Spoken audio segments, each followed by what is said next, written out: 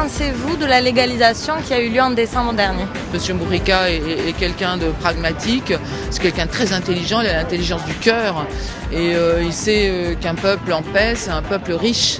Et alors étonnamment, il y a peu de consommateurs en Uruguay et les délits et la violence créée par le trafic est relativement faible. Alors comment on peut expliquer l'impulsion de cette réforme? Ils savent que le trafic international va passer chez eux, vu qu'ils ont cette ouverture sur l'Atlantique, et ils veulent prévenir ce trafic. Voilà, ils veulent se prévenir de ça. Faire une légalisation du cannabis dans un pays, c'est presque faire la révolution, mais une révolution douce.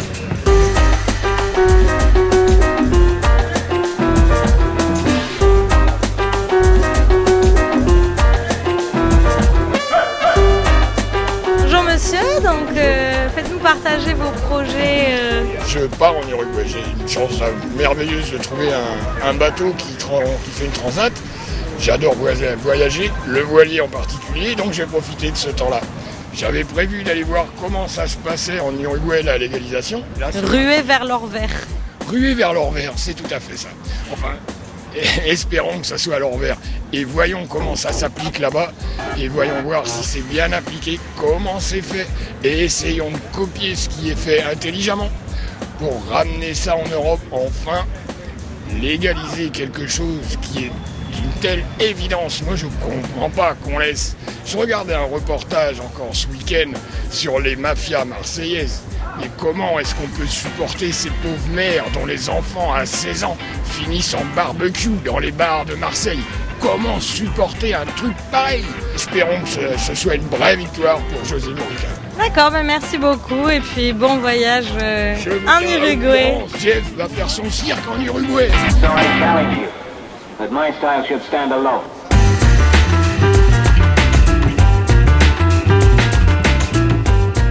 Depuis quelques années, un nombre croissant d'acteurs internationaux, politiques et de la société civile ont décidé de se mobiliser pour changer de cap dans la lutte contre la drogue.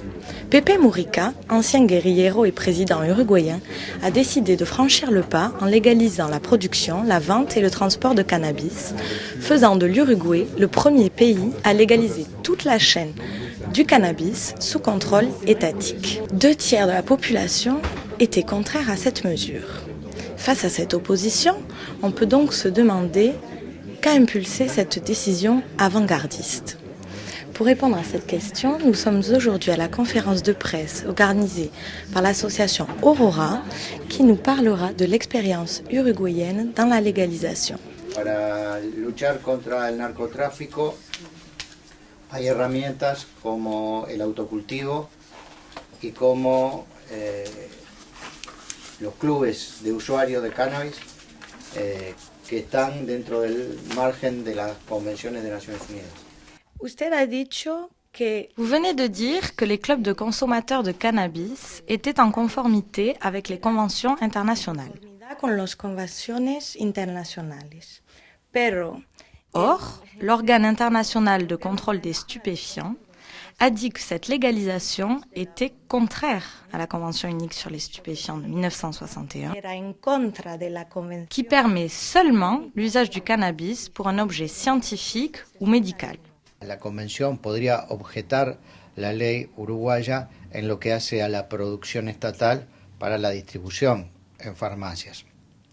Pero lo que nosotros sostenemos en una interpretación flexible de las convenciones, como creemos que hay que hacer, si no, el mundo estaría gobernado por el Código de Hammurabi. Esta interpretación flexible dice que en función del convenio sobre los tratados también de Viena, que los tratados de derechos humanos tienen un nivel superior al resto de las convenciones. Claro.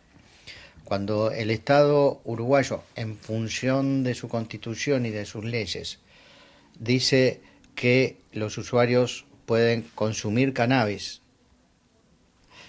y no les asegura el acceso al cannabis, los está empujando a que se vinculen con el mercado negro.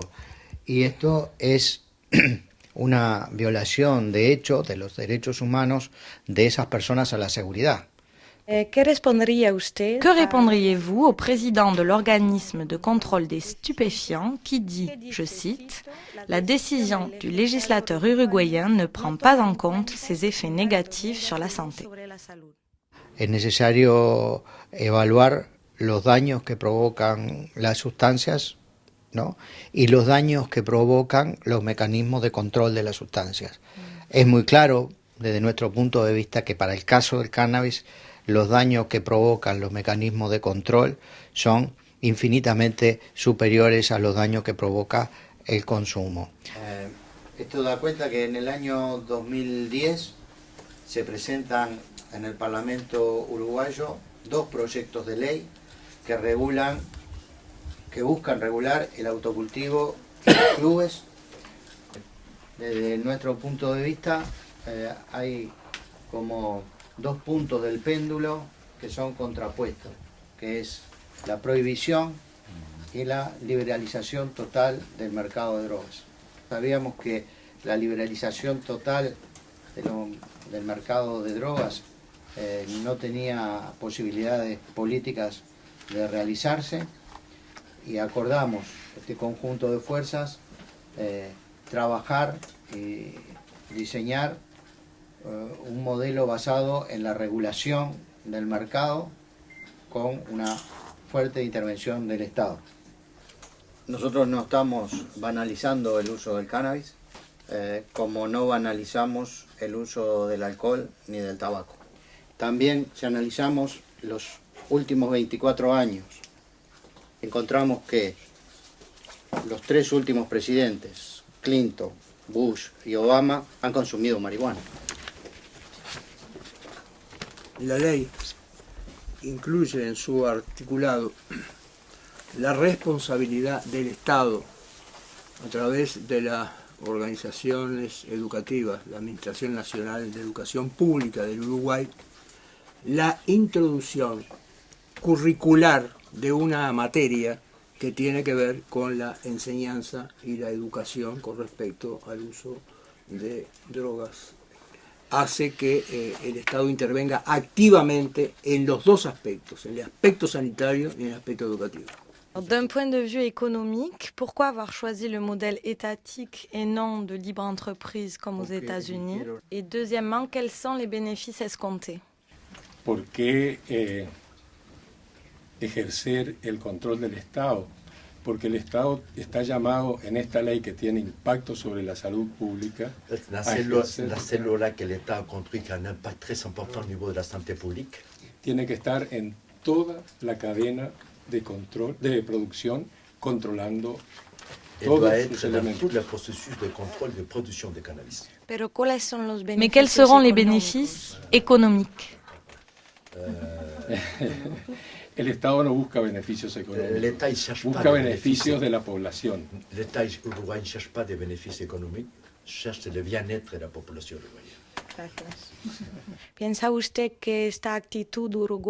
Pensez-vous que cette attitude uruguayenne est une preuve de progressisme politique ou simplement d'opportunisme économique? Bueno, yo lo que creo que en primer lugar es una prueba de sensatez social.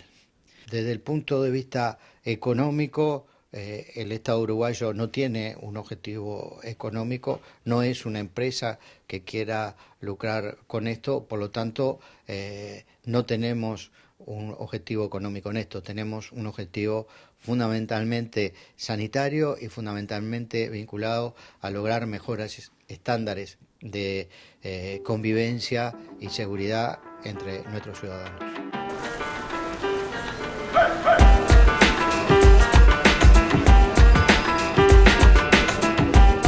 Donc on a cherché un Uruguayen pour essayer de comprendre de l'intérieur qu'est-ce qu'a fait cette modification de législation énorme. On n'en a pas trouvé, on a trouvé un voyageur par contre qui part en Uruguay. Donc finalement, avec tout ce qu'on a entendu, on se rend compte que l'initiative de Pepe Mujica, c'est quand même pour montrer son progressisme et laisser une place, une marque dans la politique de son pays. Et puis, au-delà de ce progressisme affiché, on voit bien quand même que c'est un grand opportunisme politique et économique. Mais bon, en même temps, me direz-vous, tant mieux pour les fumeurs de ganja.